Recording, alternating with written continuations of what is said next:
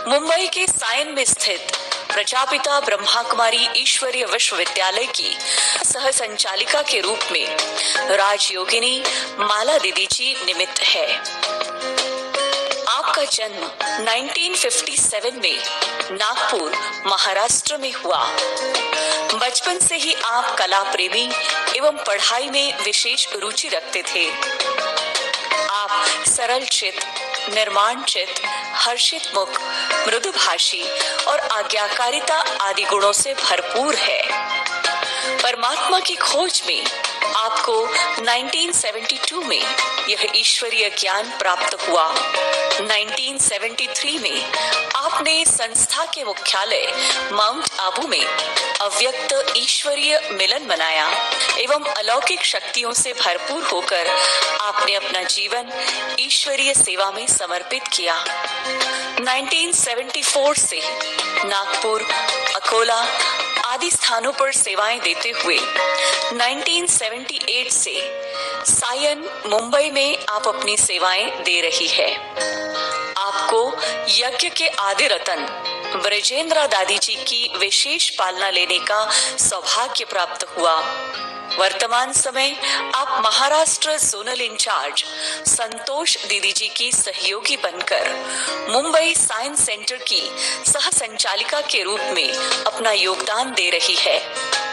राजयोगिनी माला दीदी जी अपनी श्रेष्ठ स्थिति एवं ऊंची धारणाओं से अनेक आत्माओं को परमात्मा पालना का अनुभव कराते हुए सबके लिए प्रेरणा का स्रोत बन रही है।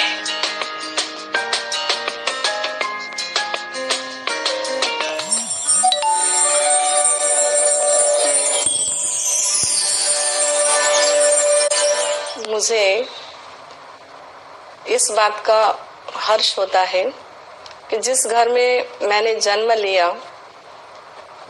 वो घर के अंदर इतनी खुशी थी, इतना आनंद था, वातावरण में भक्ति भी थी और परिवार बहुत बड़ा था। उस परिवार के अंदर हम सब प्यार से, सहयोग के साथ चले और वो पाटिल करके नाम से ही हम लोग पहचाने जाते थे। ख्याति दूर तक चली गई। घर में कोई कमी नहीं थी, हर प्रकार से भरपूर था और इसी प्रकार से हम लोगों ने अपने लौकिक जीवन को अपने परिवार के साथ बहुत खुशी से बिताया। मुझे पढ़ाई का बहुत शौक था। जैसे मेरी चौथी पूरी हो गई, मैं 5वीं में आई और मुझे मालूम पड़ा कि इंग्लिश में ऐसा सीखा जाता है, तो सिखाने के पहले से मैं लिखना और बोलना शुरू कर देते थे। तो इसी प्रकार से पढ़ाई के अंदर भी मुझे काफ़ी रुचि रही और मैं उस बातों को करने के लिए बहुत प्रयास करते थे। इसी प्रकार से लौकिक के अंदर भक्ति की जो भावना थी वो हम सभी में थे। क्या हुआ, एक बार हमारे घर के अंदर पिताजी ने यज्ञ रचा था और उस यज्ञ में उन्होंने सत्यनारायण की कथा भी रखी थी। पूरा महीना यही चलता रहा और वातावरण इसी कारण से भक्ति का बन गया। तो पिताजी हम सभी मिलके जब आरती करते थे तो पिताजी उसमें लीन हो गए और आरती पकड़ पकड़ के ही जब भी वो ध्यान में चले गए तो इसी प्रकार से वो लेट गए और फिर उनको साक्षात्कार हुआ और साक्षात्कार में उन्होंने देखा कि श्री कृष्ण बुला रहे हैं। तो उनकी आवाज़ हमको बहुत धीमे आ रही थी। तो मैंने पिताजी से पूछा कि आप क्या बात कर रहे हो? तो उन्होंने कहा कि मुझे श्री कृष्ण बुला रहे हैं कि आप आओ। तो मैंने बोला आपने क्या बोला? तो कहा कि मैं अभी नहीं आता हूँ, फिर आऊँगा। इसी प्रकार से वो हमारा भक्ति का जो था वो पूरा होने का एक परिवर्तन का एक समय था। और उसके बाद फिर हम लोग भक्ति के बाद इस प्रकार से एक नया परिवर्तन ये हुआ कि लौकिक काका थे और वो नागपुर जा रहे थे तो पिताजी ने कहा तुम सच्ची गीता ले आओ। अब जब ये सच्ची गीता ले आओ कहा तो उन्होंने साप्ताहिक पाठ्यक्रम लाया और साप्ताहिक पाठ्यक्रम जब भी पढ़ा तो उसके बाद हमारे जीवन के अंदर परिवर्तन आया। और फिर जो भी हमारे परिवार के मेंबर्स थे वो भी यह परमात्मा को याद करना, मुरली सुनना, माना गीता पाठशाला का रूप ले लिया। फिर हमारी लौकिक बहन थी लता बहन नाम की, तो उनका दिल्ली में 1973 में जाना हुआ ट्रेनिंग के लिए और वो वहाँ गए और मेरा आकर्षण धीरे धीरे उनके कारण बढ़ता गया। और जब भी मेरी एसएससी पूरी हो गई तभी मेरा भी रहा कि मुझे भी उनके जैसा ही बनना है। तो इसी प्रकार से जब भी मैंने सोचा कि मैं जाऊं तो पिताजी को कहा तो वो सोचने लगे और उन्होंने कहा कि नहीं अभी एक गई है आप रुको। लेकिन अंदर का जो आकर्षण था वो मुझे खींचने लगा। फिर हम लोग एक बार ऐसे दादी के साथ नागपुर गए और वहाँ फिर हमारा फिर से कोर्स हुआ और हमको पुष्पा दीदी ने वहाँ पर भोजन के लिए बुलाया था। और फिर हम लोगों ने जब भोजन खाया और जब भी हमने दीदी को देखा तो ऐसा लगा कि ये उतरे हुए फरिश्ते हैं या ये कोई ईश्वरीय बच्चे हैं या कोई मतलब ऐसे अलग ही दुनिया लगती थी। उनके प्रति भी हमारा बहुत आकर्षण हुआ। और इसी प्रकार से जब हम लौकिक परिवार में वापस लौट आए तो वहाँ पर फिर हम लोगों ने जो धारणाएं, ईश्वरीय धारणाएं, वो हम लोगों ने जल्दी शुरू कर दिया। इसी प्रकार से लगन, उमंग, उत्साह बढ़ता गया। और फिर उसके बाद फिर हम लोग नागपुर में 1973 में आए और आने के बाद फिर हमको पुष्पा दीदी ने कहा कि आपको माउंट आबू चलना है। तो फिर हम लोग माउंट आबू के लिए शुरुआत की कि हमें जाना है। तो परिवार के साथ हम माउंट आबू गए। लेकिन हमको ऐसा लगा कि माउंट आबू गए मतलब ऐसा लगा कि ईश्वर धरती पर उतर आया और हमको बुला रहा है कि बच्चे आओ। और सचमुच वो माउंट आबू का जो वातावरण देखा तो ऐसे हमको दुनिया भूल गई। तो वो जो समय था वो 1973 का समय था। लेकिन उस समय ऐसा लगा कि बाबा है, साकार बाबा है। बाबा की आवाजें ऐसे लगती थी आ रही है। बाबा के कमरे में गए तो ऐसा लगा बाबा बैठा है और बाबा बुला रहा है, बाबा कह रहा है। तो मतलब ऐसा हमको भास होता था। और इसी प्रकार से फिर हमको मधुबन के लिए बहुत ही रहा। और मधुबन जाने के बाद जब हम बाबा के साथ मिले वो हिस्ट्री हॉल में मिले और बहुत उस समय नजदीक बाबा से मिलना हुआ। और बाबा बच्चों से पूछते थे बच्चे कैसे हो, ठीक हो। बाबा ने कहा बच्चे तुम मैं और मेरा बाबा याद रखो, सदा खुश रहो।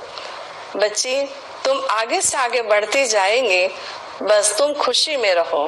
बाबा के महावाक्य सुनते हुए मुझे बहुत उमंग बढ़ा, मेरा विश्वास बढ़ा। और मैं इसी प्रकार से जब मेरा मधुबन से जाना हुआ तो मैंने वो अनुभव किया कि दादी और बड़ी दीदी हिस्ट्री हॉल में विदाई देते थे। और विदाई के समय दादी मिश्री, इलायची और ऐसे प्रकार से दादी उसमें मतलब वो हाथ में देके सभी को छुट्टी देते थे। और इसी प्रकार जब मधुबन के आंगन में आते थे तो गीत बजता था कि मधुबन का श्रृंगार जा रहा है। जब भी हमने आवाज सुना तो हमको ऐसा लगा कि मैं कहाँ जा रही हूँ। तो मैं दादी के पीछे छिप गई और गाड़ी जो थी, बस थी, वो बाहर थी। सब भाई बहन उसमें चढ़े हुए थे और मुझे ढूंढ रहे थे कि कहाँ गई है। तब मुझे दादी से पीछे से मुझे कहा कि तुम आओ। तो मेरी लगन इतनी थी कि मैं जाऊँ ही नहीं। और मधुबन का श्रृंगार जा रहा है। ऐसे समय मैंने देखा कि सभी के आंखों में आंसू आ रहा था। ये था बाबा का प्यार। भले मैंने बाबा को देखा नहीं, लेकिन मुझे अव्यक्त होने के बाद भी ऐसा लगता था कि ये बाबा की रचना, ये बाबा का प्यार और ये बाबा जिस प्रकार से दादियों के द्वारा मुझे पालना दे रहा है, वो छाप मुझे बैठ गई।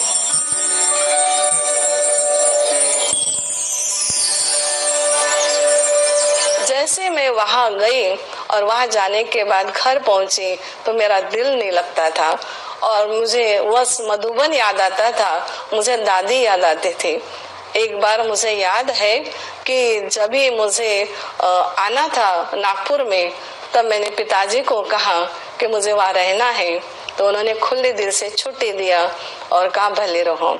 और इसी प्रकार से दीदी की, पुष्पा दीदी की, उनका प्यार, उनका सहयोग, उनका साथ हमें वहाँ पर रखा। करीबन मैं 5.5 साल वहाँ रही और वहाँ से फिर मैं अकोला में आई, दीदी के छत्र छाया में रह करके ही सेवा की।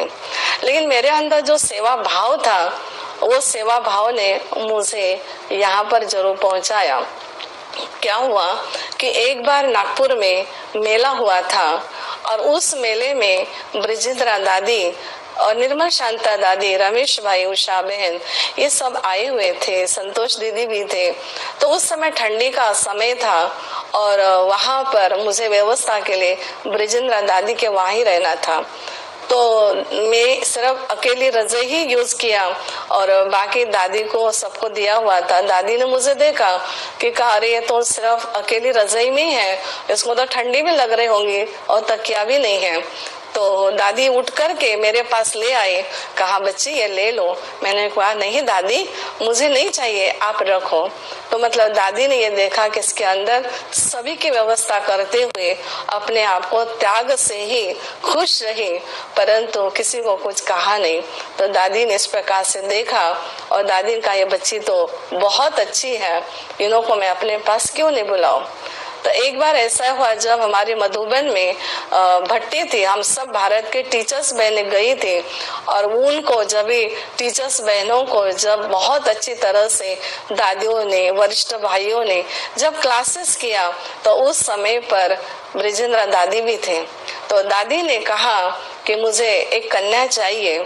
तो पुष्पा दीदी ने कहा कि मैं बात करती हूँ, तो मेरे से बात किया। तो मैं दादी को इतना नहीं पहचानती थी, तो दादी ने कहा, तो मैंने बोला ठीक है, लेकिन मैं इस ख्याल से आई कि मेरी लौकिक बन सांता क्रूज में थी, तो मैंने कहा वहाँ मेरा आना जाना होगा और मैं फिर यहाँ रह के मैं दादी के साथ रहूंगी।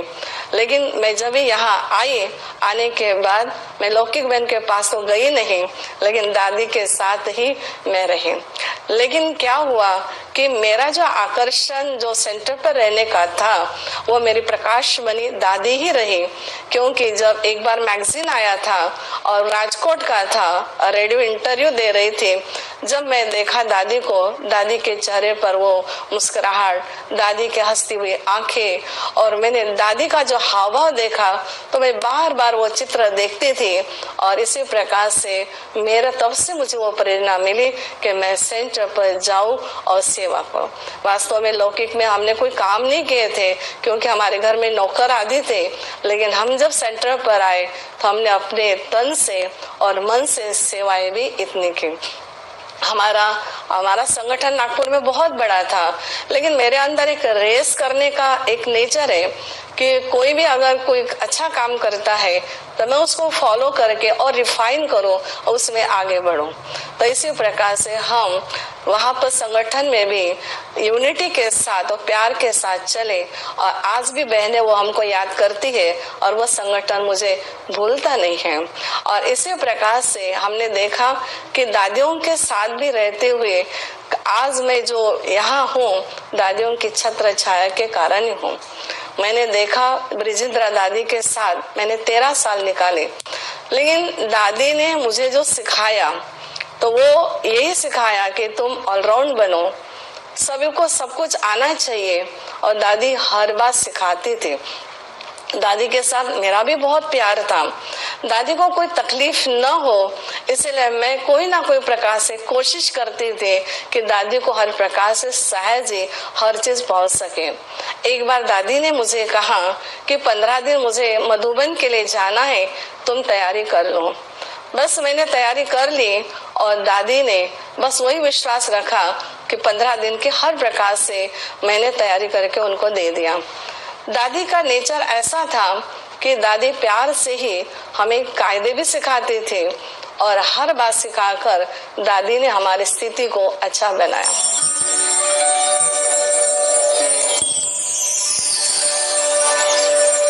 दादी का ही अटेंशन था कि आप बैच लगाते हो उतनी ही बैच से सेवा होनी चाहिए आपके चलन से। दूसरा दादी के साथ का अनुभव यह था कि एक बार क्या हुआ कि ब्रिजेंद्रा दादी, हमने देखा है कि लौकिक जीवन के अंदर दादी को बाबा ने बहुत ही प्यार से पाला था और उनकी शाही जीवन भी थी। लेकिन जैसे ही बाबा ने शिव बाबा को अपना बनाया, शिव बाबा ने ब्रह्मा बाबा को अपना बना के परिवार को भी साथ में लिया और दादी भी उसमें सहर्ष इनमें आ गए, तो दादी मर्जीवा बन गई। दादी का मर्जीवा जन्म ऐसा हुआ कि दादी ने पिछले कभी बातें रिपीट नहीं किया। एक बार मद्रास से एक भाई आया था साइंस सेंटर पर, मैं समझती हूँ 11 साढ़े 11 बजे का टाइम था, और उसने मुझे कहा कि ब्रह्मा बाबा की बहू से मिलना है। और मैं तब छोटी थी, तो दादी बीच के रूम में खड़ी थी, तो दादी को कहा कि दादी एक भाई आया है और उन्होंने कहा कि मुझे ब्रह्मा बाबा की बहू से मिलना है। तो दादी मेरे तरफ देखने लगी और कहा उनको बोल दो कि बहू तो मर गई है, वो तो है नहीं। तो मैंने बोला दादी मिलना तो पड़ेगा। बोला नहीं मैं मिलूंगी, उसको हिस्ट्री सुना दो, टेप में है, और टोली खिला के भेज दो। मतलब दादी उनसे मिली नहीं, लेकिन दादी ने उसको ये सिखाया कि दादी का मर्जीवा जो जन्म है बहू नहीं, लेकिन ये ब्रह्मा बाबा की बेटी है। तो दादी इस प्रकार से हमको अनुभव के साथ दादी ने मतलब अपना जो जीवन का पूरा साक्षात्कार किया था। दूसरी बार दादी जब तैयार होके बैठी थी तो मुझे एक ऐसा अनुभव हुआ कि जैसे दादी लक्ष्मी है।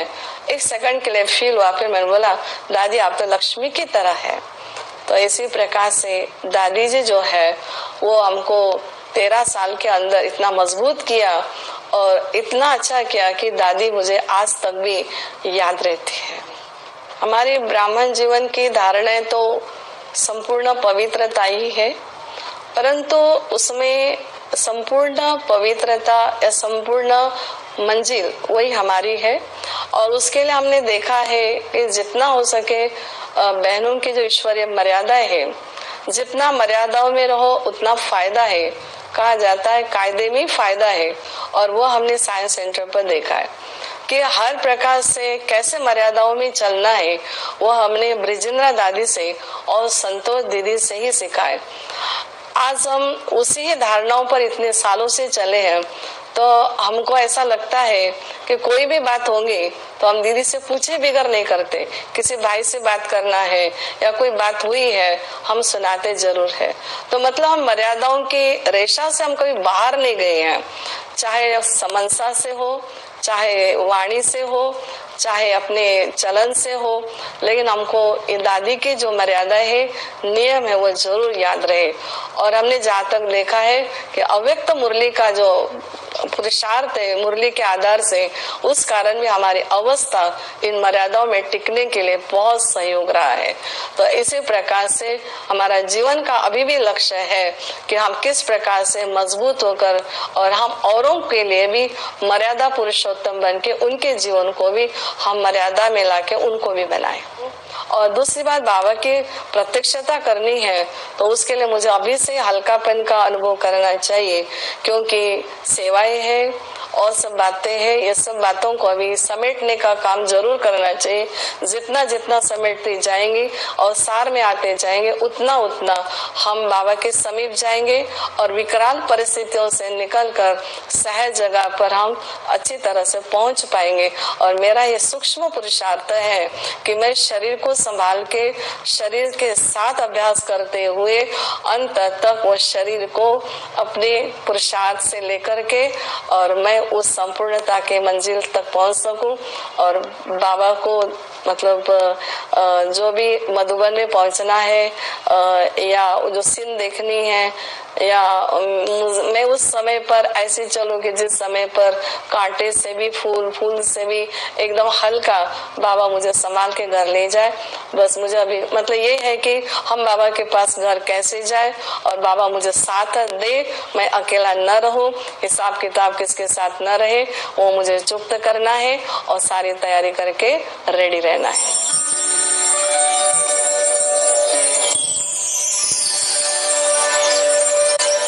बहुत प्यार से चलती है और हमें भी चलाती है। सभी बहनों को आपस में बहुत प्यार से चलो, यज्ञ रक्षक बनो, ये शिक्षाएं हमें हमेशा दिलाती है। माला बहन एक सच्ची गोपिका है जो मुरली के दीवानी होती है। तो माला बहन को जब भी हम देखते हैं उनके हाथ में मुरली जरूर होती है। वह यज्ञ स्नेही भी है, यज्ञ रक्षक भी है और यज्ञ सेवाधारी भी है। तो माला बहन हड्डी सेवा करते हैं। जैसे हम उनको ददीची ऋषि कहेंगे तो भी गलत नहीं होगा।